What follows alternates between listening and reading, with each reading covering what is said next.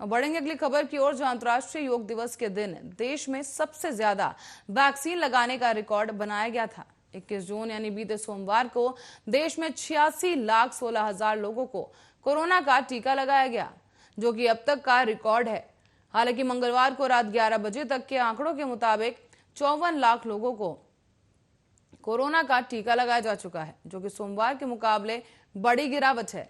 हालांकि मंगलवार को लगाए गए टीके की संख्या अन्य दिनों के मुकाबले काफी ज्यादा रही। ऐसे में आपको बता दें कि चीन के बाद अब भारत में एक दिन में इतनी बड़ी संख्या में लोगों को टीका लगाया गया था। तो वहीं योग दिवस के दिन टॉप पर मध्य प्रदेश रहा, क्योंकि वहां पर सबसे ज्यादा टीका लगाया गया है। बता दें, मध्य प्रदेश में और कई राज्यों में एक दिन में 17 लाख लोगों को भी टीका लगाया गया था। लेकिन मंगलवार के आंकड़ों के मुताबिक राज्य में सिर्फ 68,370 लोगों को ही कोरोना का टीका लगा है। इस सोमवार के आंकड़ों के मुकाबले बहुत बड़ी गिरावट है। और इसके अलावा हरियाणा में भी दैनिक टीकाकरण के आंकड़ों में मंगलवार को 75% की गिरावट देखने को मिली है।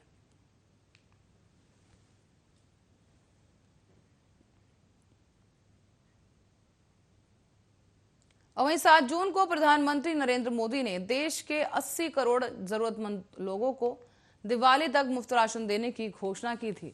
तो वहीं साल 2020 में भी केंद्र सरकार ने अप्रैल से नवंबर यानी 10 महीने तक मुफ्त राशन बांटा था, और इस साल भी मई से लेकर नवंबर यानी कि 9 महीने तक गरीबों को मुफ्त राशन मिलता रहेगा। सरकारी आंकड़ों पर यकीन करें तो जिन लोगों को मुफ्त राशन बांटा जा रहा है, उनमें सबसे बड़ी संख्या में उत्तर प्रदेश के लोग शामिल हैं, जहां अगले साल चुनाव भी है। ऐसे में सरकार का दावा है कि उत्तर प्रदेश की करीब 20 करोड़ पॉपुलेशन में से 15 करोड़ 21 लाख आबादी पर यानी करीब 76% आबादी पर यह स्कीम लागू की जाएगी, क्योंकि वो लोग इस स्कीम के दायरे में आ रहे हैं। यानी कि आपको बता दें कितनी आबादी को सरकार हर महीने 5 किलो गेहूं या चावल दे रही है। लेकिन वास्तव में कितने लोगों को मुफ्त राशन मिल रहा है, इसका कोई आधिकारिक आंकड़ा अब तक सामने नहीं आ पाया है।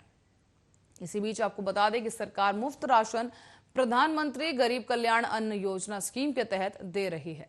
ऐसे में गरीब रेखा में आने वाले के अलावा ऐसे लोग भी शामिल हैं जिनकी माली हालत कोविड ने खराब कर दी है, और ऐसे में लोगों को प्रायोरिटी देकर प्रायोरिटी हाउस होल्ड कैटेगरी में रखा गया है। और इसके साथ ही स्थानीय स्तर पर वेरिफिकेशन के बाद इन्हें स्कीम में शामिल किया जा रहा है।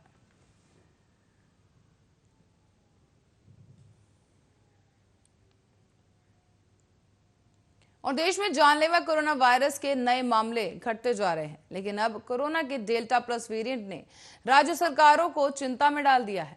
डेल्टा प्लस वेरिएंट के मामले सिर्फ 3 राज्य यानी केरल, महाराष्ट्र और मध्य प्रदेश में ही सीमित नहीं रह गए, ये दूसरे राज्यों में भी पाए जा रहे हैं, लेकिन वो बिखरे हुए तरीके से पाए जा रहे हैं। बता दें कि डेल्टा प्लस वेरिएंट के मामले 8 राज्यों में मिले हैं। ये राज्य हैं महाराष्ट्र, मध्य प्रदेश, केरल, पंजाब, तमिलनाडु, आंध्र प्रदेश, जम्मू और कर्नाटक। यहाँ आपको बता दें कि केंद्र सरकार के मुताबिक delta plus variant of concern बन चुका है, इसीलिए राज्यों को सतर्क रहने के लिए कहा गया है। साथ ही इस वायरस की रोकथाम पर फोकस रखने के लिए सरकारों को हिदायत भी दी गई। इस वेरिएंट को लेकर केंद्र सरकार ने महाराष्ट्र, केरल और मध्य प्रदेश सरकार को चिट्ठी भी लिखी है। दुनिया में 10 ऐसे देश हैं जहां ये वायरस पाया गया है, और ये नया वेरिएंट इन 10 देशों में कहर बरपा रहा है। और इसी बीच अब भारत का नाम भी शामिल हो चुका है। ऐसे में केंद्रीय स्वास्थ्य मंत्रालय ने इस वेरिएंट को वेरिएंट ऑफ कंसर्न की श्रेणी में रख दिया है। और ये भारत के अलावा जिन 10 देशों में पाया गया है, उन देशों के नाम भी आपको बता दें: यूएसए, यूके, स्विट्जरलैंड, पुर्तगाल, जापान, पोलैंड, नेपाल, चीन, रूस, और अब भारत में डेल्टा प्लस का ये वेरिएंट पाया गया है।